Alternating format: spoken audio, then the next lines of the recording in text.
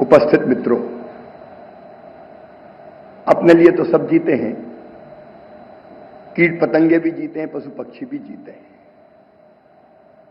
अपने लिए जिए तो क्या जिए, तू जी ए दिल जमाने के लिए। जीवन वास्तव में उसका होता है जो देश के लिए जीता है, समाज के लिए जीता है, औरों के लिए जीता है, दुनिया के लिए जीता है। और ऐसे ही एक व्यक्तित्व थे श्रद्धेय स्वामीनाथन जी। 1942-43 में बंगाल के अकाल के कारण जब लाखों लोग भुखमरी के कगार पर पहुंच गए थे, तब उनका हृदय व्यथित हो गया था और तब उन्हें अपने आप को समर्पित कर दिया खेती के लिए, किसानी के लिए और भुखमरी मिटाने के लिए। और उसके बाद जो हुआ, यहां बैठे सब लोग जानते हैं, बताने की आवश्यकता नहीं है। मैं केवल इतना स्मरण दिलाना चाहता हूं कि 1966 में मैक्सिको से 18,000 टन मैक्सिकन गेहूं आया था, जिसको मिश्रित करके पंजाब की किस्मों के साथ एक नई संकर किस्म गेहूं की विकसित की थी। और उसी किस्म के कारण एक साल में 5 मिलियन टन से बढ़ के 17 बिलियन टन गेहूं का उत्पादन हो गया था। हरित क्रांति के जनक थे। और उसके बाद उन्होंने जो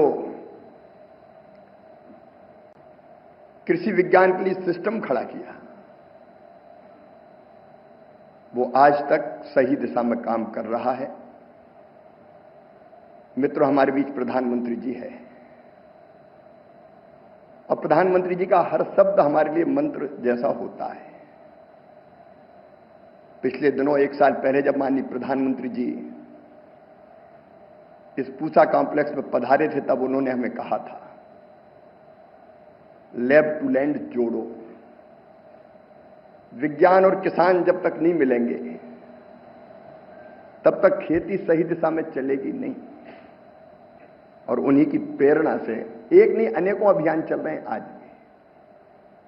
उसमें एक आधुनिक कृषि चौपाल और दूसरा विकसित कृषि संकल्प अभियान चला था, जिसमें 2170 टीमें वैज्ञानिकों की 64,000 से ज्यादा गांव गई और 1 करोड़ से ज्यादा किसानों के साथ सीधा संवाद किया। मैं आज केवल अंत में इतना कहना चाहता हूं, हम प्रधानमंत्री जी को सुनेंगे कि जहां तक भारत का सवाल है, आज हम राइस के मामले में सरप्लस है, रखने की जगह नहीं है। गेहूं में हम आत्मनिर्भर हैं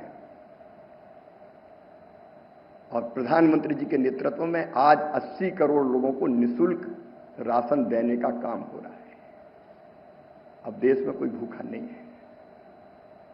लेकिन मुझे लगता है कि यहां जो वैज्ञानिक बैठे हैं, विशेषकर विकसित कृषि संकल्प अभियान में भी जो बात उभर कर सामने आई, दलहन और तिलहन में अभी पर हेक्टर प्रोडक्शन में हम पीछे हैं। तो हमारे सोच की दिशा ये हो, सोयाबीन हो, मूंगफली हो, सरसों हो, तिल हो या चना, मसूर, उड़द, अरहर हो, उसमें उत्पादन कैसे बढ़े। इस दिशा में प्रधानमंत्री जी के नेतृत्व में अनेकों कदम हम उठा रहे हैं। लेकिन जो दिशा स्वामीनाथन जी ने दिखाई, उसके कारण न केवल भारत बल्कि उन्होंने वसुधैव कुटुंबकम के भाव को अंगीकार करके दुनिया की सेवा की।